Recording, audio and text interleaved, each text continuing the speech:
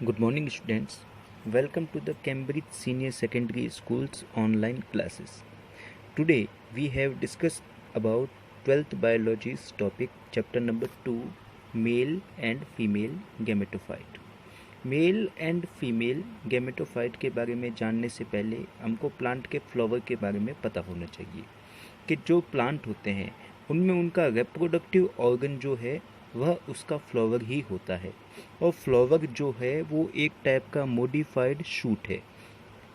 Shoot उसे कहते हैं कि आपने नोट किया होगा कि जो प्लांट होते हैं उन प्लांट के सबसे ऊपर वाला हिस्सा टिप जो है सबसे ज़्यादा ग्रीन कलर की आपको दिखाई देती है, उसी को शूट कहते हैं और वो शूट ही बाद में फ्लावर में कन्वर्ट होता है।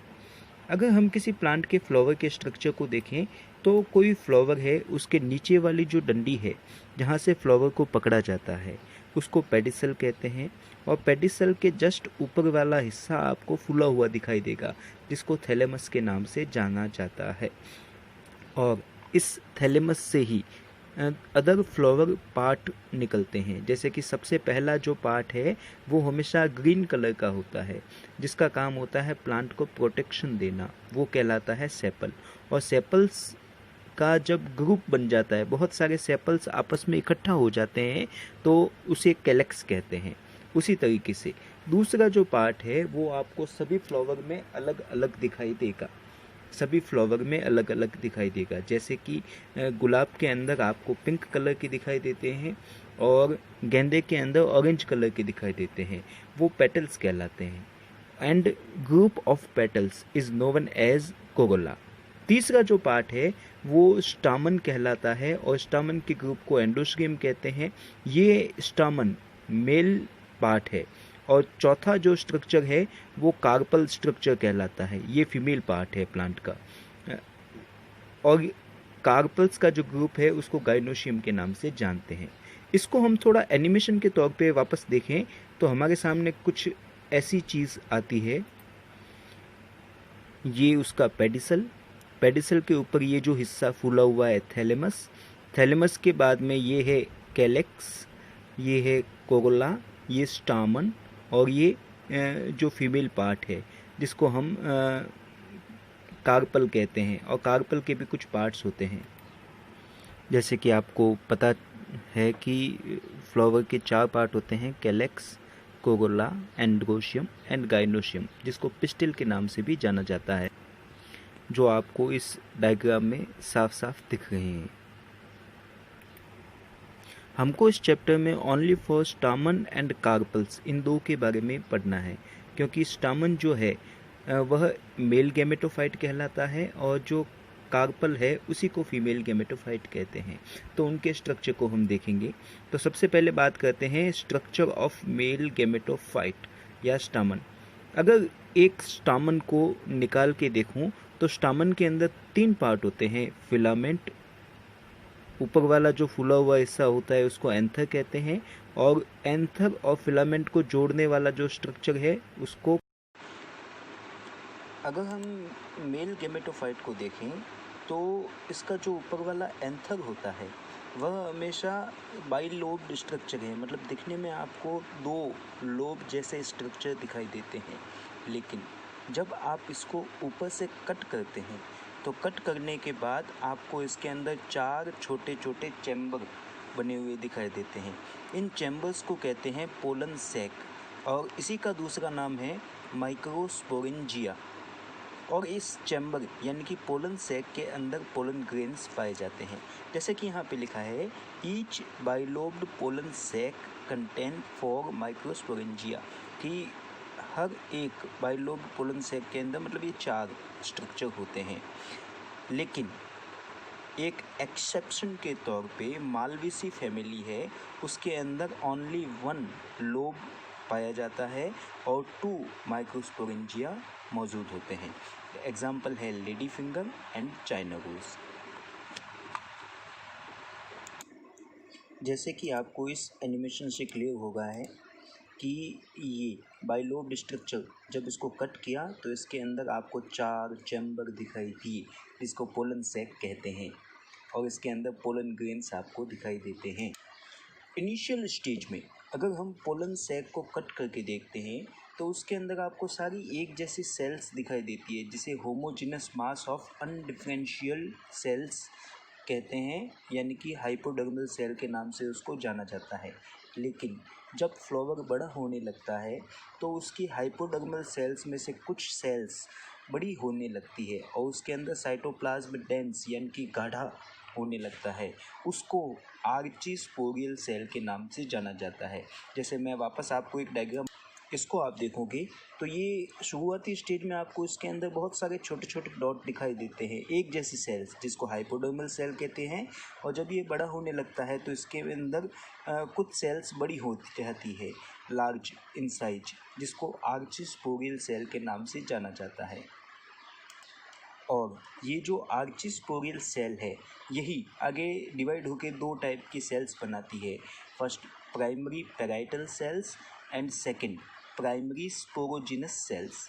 पैराइटल सेल्स जो है वो तो पोलन सैक की सैक वॉल को बनाने का काम करती है, और जो पैराइटल स्पोरोजिनस सेल्स है वो सबसे पहले डिवाइड होकर बनाती है एमएमसी माइक्रोस्पोर मदर सेल, और बाद में पोलन ग्रेन यानी कि माइक्रोस्पोर को बनाती है। हमको इस चैप्टर में इन दोनों के बारे में डिस्कस करना है। तो सबसे हम पहले बात कर रहे हैं कि प्राइमरी पैराइटल सेल्स में क्या होता है। Primary parietal cells pollen sac की वॉल को बनाती है, और वॉल चार टाइप की होती है। First epidermis, second endothecium, third middle layer and fourth tapetum. जैसे कि आपको इस डायग्राम में शो होगा है, ये देखिए आप इसमें कि जो इनिशियल स्टेज है वहाँ पे आपको इसके अंदर कोई किसी टाइप की वॉल नहीं दिखाई दे रही है। लेकिन जब फ्लावर पूरी तरीके से डेवलप हो जाता है तो आपको इसके अंदर ये चार टाइप की वॉल्स दिखाई देती है। Epidermis, second endothecium, middle layer and tapetum. इसके अंदर होते हैं पोलन ग्रेन्स। तो ध्यान से जब हम इसको देखेंगे, एक एक करके पढ़ते हैं कि जो एपिडर्मिस होती है वो सिंगल लेयर होती है, आउटर लेयर होती है, जिसका काम केवल प्लांट को प्रोटेक्शन देना है, बाकी कुछ नहीं है। सेकंड जो लेयर है उसको एंडोथीसियम कहते हैं, और ये इम्पोर्टेंट है क्योंकि इससे रिलेटेड क्वेश्चंस आपके कंपटीशन एग्ज़ाम नीट एग्ज़ाम में पूछे जा चुके हैं। एंडोथीसियम जो है उसकी सेल्स थोड़ी थिक होती है और रेडियली इलोंगेटेड होती है। रेडियली इलोंगेटेड का मतलब रेडियस की तरफ लंबी लंबी होती है, और इनकी जो इंटरनल वॉल है वहाँ पे अल्फा सेल्यूलोज पाया जाता है। ये अल्फा सेल्यूलोज के कारण वहाँ पे आपको फाइबेरियस स्ट्रिप, ऐसी पट्टीनुमा संरचनाएं, स्ट्रक्चर आपको दिखाई देने लगते हैं। और ये जो एंडोथीसियम है इसके अंदर अल्फा सेल्यूलोज है, यह हाइग्रोस्कोपिक नेचर का होता है कि जब हमारे एनवायरनमेंट में थोड़ी सी मॉइस्चर होती है तो यह मॉइस्चर को एब्जॉर्ब करता है, और एब्जॉर्ब करने के कारण ये फूलता है और इसमें खिंचाव होता है। खिंचाव के कारण यह फट जाता है, मतलब कि पोलन सैक को रप्चर करने में हेल्प कौन करता है? एंडोथीसियम। इसलिए ये एक इम्पोर्टेंट लेयर है। थर्ड लेयर जो है उसको मिडल लेयर कहते हैं। ये थिन वॉल की होती है और शॉर्ट लिव्ड होती है। इससे रिलेटेड कोई क्वेश्चन पूछे नहीं जाते नॉर्मली।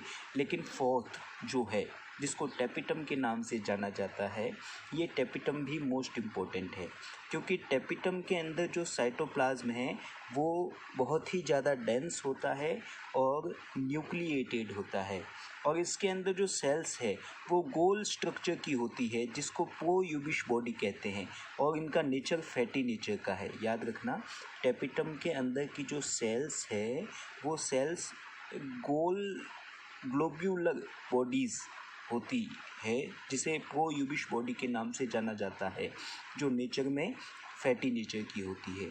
और बाद में यही प्रोयूबिश बॉडी स्पोरोपोलिनिन के डिपोजिशन हो जाने के कारण यूबिश बॉडी में कन्वर्ट हो जाती है, और ये जो स्पोरोपोलिनिन है यह पोलन ग्रेन के सबसे बाहर वाली आउटर कवरिंग के स्ट्रक्चर को बनाता है, जो प्लांट का सबसे हार्डेस्ट पार्ट है।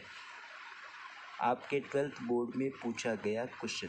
प्लांट का सबसे हार्डेस्ट पार्ट कौन सा है, तो आपको बताना पड़ेगा कि पोलन ग्रेन के सबसे ऊपर वाला, सबसे बाहर वाली जो कवरिंग होती है वो स्पोरोपोलिनिन की होती है, जो प्लांट का सबसे हार्डेस्ट पार्ट है। अगर टेपिटम के फंक्शन की बात करें तो टेपिटम का एक ही फंक्शन है कि पोलन ग्रेन्स को इसके डेवलप होने के दौरान नरिशिंग देना, मतलब इसको खाना देने का काम, ये जो पोलन ग्रेन्स है इनको नरिशमेंट देने का काम करता है यह टेपिटम वाली लेयर। और इससे रिलेटेड 12th की बोर्ड में एक और क्वेश्चन पूछा जा चुका है कि अगर किसी प्लांट में पोलन ग्रेन डेवलप होने से पहले उसका टेपिटम डीजनरेट हो जाए तो क्या होगा। अगर किसी प्लांट में पोलन ग्रेन के डेवलपमेंट होने से पहले उसका टेपिटम डीजनरेट हो जाता है तो उसके पोलन ग्रेन्स स्टेराइल रह जाएंगे, मतलब उसमें रिप्रोडक्टिव करने की कैपेसिटी नहीं होगी। जैसे कि इस डायग्राम से आपको दिख रहा है epidermis, endothecium, middle layer and tapetum, और टेपिटम के बाद में ये जो अंदर की तरफ है ये पोलन ग्रेन्स है। ये पोलन ग्रेन्स कैसे बनते हैं इनके बारे में भी हम डिस्कस करेंगे। अगर हम टेपिटम की बात करें तो टेपिटम जो है उसके भी दो टाइप होते हैं। First type is granular type and second is amoeboid और पेरीप्लाज्मोडियल टाइप।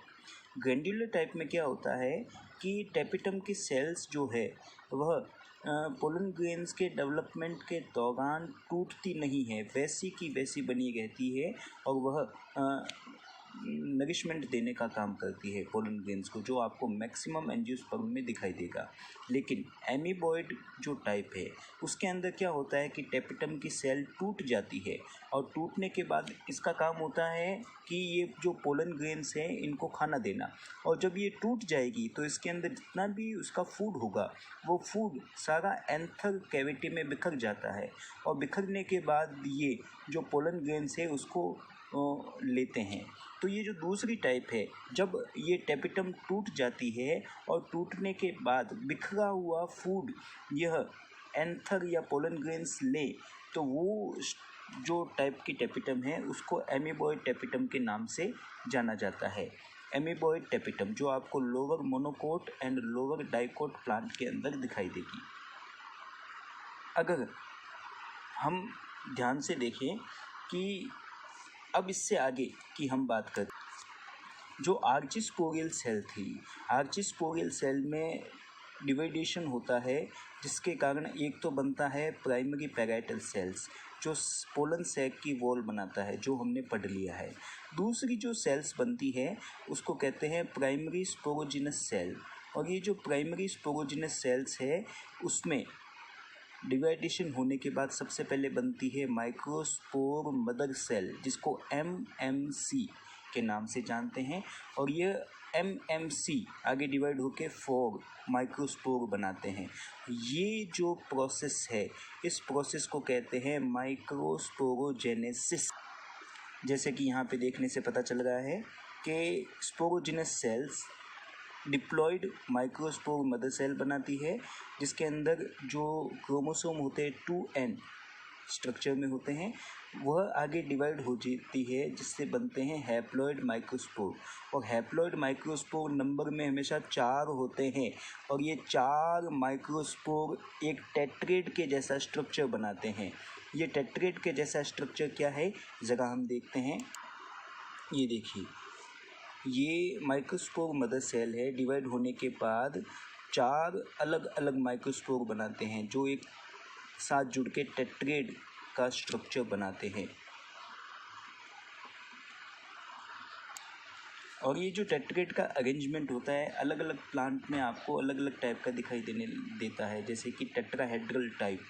इसमें क्या होते हैं कि 3 माइक्रोस्पोर आपको सामने की तरफ दिखाई देते हैं और एक इसके पीछे की तरफ होता है जो मैक्सिमम डाइकोट के अंदर आपको दिखाई देगा। एक इसका टाइप होता है आइसोबाइलेटरल टाइप, जिसमें क्या है कि चारों माइक्रोस्पोर आपको एक साथ एक तरफ से दिखाई देते हैं, जो मैक्सिमम मोनोकोट के अंदर पाया जाता है।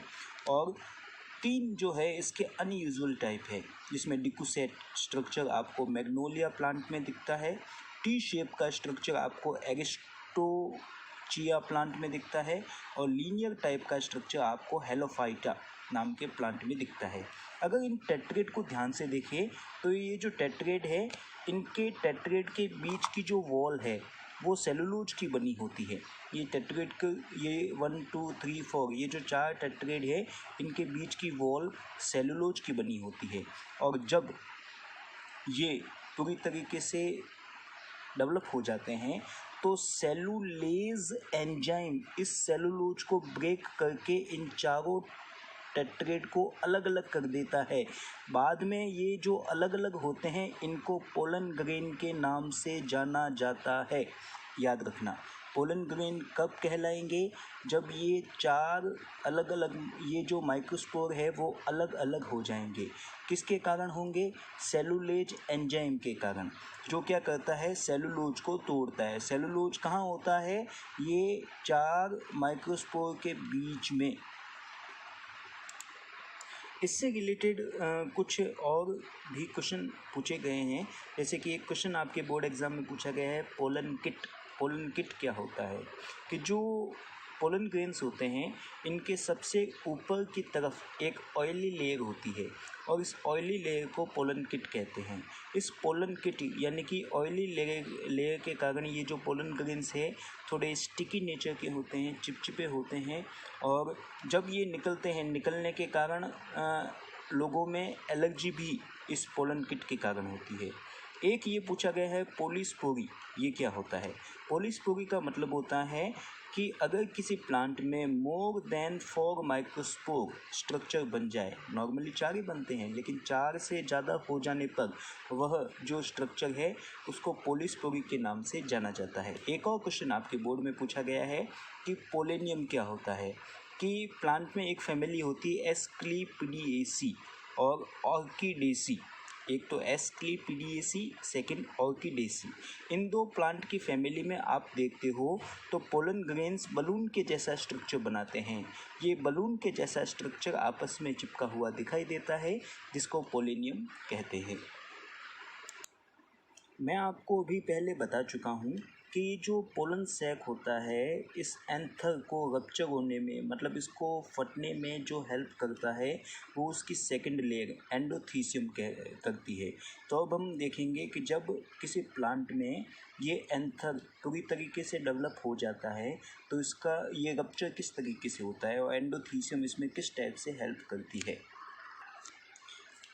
Rupture of dry wall of anther is known as anther dehiscence. Anther dehiscence का मतलब होता है कि डेवलप होने के बाद एंथर की जो ड्राई वॉल है वो फट जाती है। इसमें हेल्प करता है एंडोथीसियम, और एंडोथीसियम के अंदर जो सेल्स होती है वो जब डेवलप हो जाता है एंडोथीसियम, तब इसकी सेल थोड़ी थिक हो जाती है, मोटी हो जाती है। बाद में इन्हीं सेल को स्टोमियम के नाम से जाना जाता है। और स्टोमियम क्या करता है? स्टोमियम क्या करता है? ड्राई वेदर के दौरान स्टोमियम श्रिंक होने लगता है, एक टाइप से प्रेशर बनने लगता है, और प्रेशर बनने के बाद इनमें स्लिट यानी कि एक दरार बन जाती है, जिससे कि ये रप्चर हो जाता है।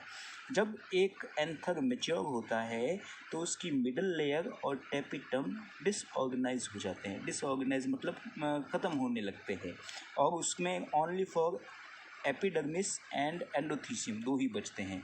ये एंडोथीसियम ही उसको रप्चर करने में काम करता है। ये जो रप्चर होता है, ये जो फटता है एंथर, ये अलग अलग प्लांट में अलग अलग टाइप से होता है। जैसे ट्रांसवर्ज जो है इस तरीके से फटता है, वो होता है तुलसी में। लॉन्गिट्यूडनल लंबाई में फटता है धतूरे में, और छेद होते हैं सोलेनम नाइग्रम नाम के प्लांट में, और पार्टीशन होता है जिसमें 2 टुकड़े बन जाते हैं बर्बेरिस प्लांट में। ये 4 टाइप से इनका रप्चर होने का तरीका है। एक तो ट्रांसवर्स तिरछे तौर पे, लॉन्गिट्यूडनल लंबाई में पोर छेद होने लगते हैं, और पार्टीशन में 2 टुकड़े हो जाते हैं। और जैसे ही यह एंथर रप्चर होता है, रप्चर होने के बाद उसमें से पोलन ग्रेन बाहर निकल जाते हैं। अब हम बात करेंगे पोलन ग्रेन का स्ट्रक्चर कैसा होता है। पोलन ग्रेन निकलने के बाद कैसे दिखाई देते हैं। पोलन ग्रेन जो है जनरली यूनिसेल्युलर, हैप्लॉइड और राउंड स्टेज में होते हैं, और पोलन ग्रेन के ऊपर दो टाइप की वॉल्स पाई जाती है। सबसे बाहरी वॉल को एक्साइन कहते हैं जो आउटर लेयर है, और सबसे उसके अंदर वाली इंटाइन लेयर कहलाती है, जिसको जो अंदर वाली लेयर है। जो एक्साइन है, मैं भी आपको पहले बता चुका हूँ, एक्साइन स्पोरोपोलेनिन की बनी होती है, जो प्लांट का सबसे हार्डेस्ट पार्ट है। ये भी एक क्वेश्चन आ सकता है आपके बोर्ड एग्जाम्स में कि प्लांट में पोलन ग्रेन्स की सबसे ऊपर वाली लेयर सबसे हार्ड क्यों होती है। क्योंकि उसमें स्पोरोपोलेनिन नाम का प्रोटीन होता है, और इसकी जो इंटाइन बनी होती है अंदर वाली लेयर, वो सेलुलोज और पेक्टिन की बनी होती है। पेक्टोज भी कह सकते हैं इसको। सेलुलोज एंड पेक्टिन से इसकी इंटरनल लेयर इंटाइन बनी होती है। एक्साइन जो है, अगर ध्यान से किसी पोलन ग्रेन के स्ट्रक्चर को हम देखेंगे तो उसकी जो एक्साइन के बीच में थोड़ी थोड़ी एम्प्टी स्पेस, खाली जगह पाई जाती है, जहाँ पे एक प्रोटीन भरा होता है। वो मॉइस्चर के कांटेक्ट में आने से स्प्रेड होता है, यानी कि फैलता है। एक्साइन के बीच में एम्प्टी स्पेस होता है जहाँ पे एक टाइप का प्रोटीन होता है, जो मॉइस्चर के कांटेक्ट में आते ही स्प्रेड होने लगता है, फैल जाता है, और फैलने के कारण कई लोगों को एलर्जी या फीवर होने लगता है। आपने देखा होगा कुछ लोग गांव के खेतों में जाते हैं तो उनको बहुत ज़्यादा एलर्जी टाइप महसूस होने लगता है। वो ओनली फॉर इन्हीं पोलन ग्रेन्स के बीच में पाए जाने वाले प्रोटीन के कारण होता है, जो आपको देखने में लगभग इस टाइप की लगती है। बाहर वाली एक्साइन, अंदर वाली एंटाइन, और इनके अंदर दो टाइप की सेल्स होती है। इनके बारे में हम नेक्स्ट क्लास में पढ़ेंगे।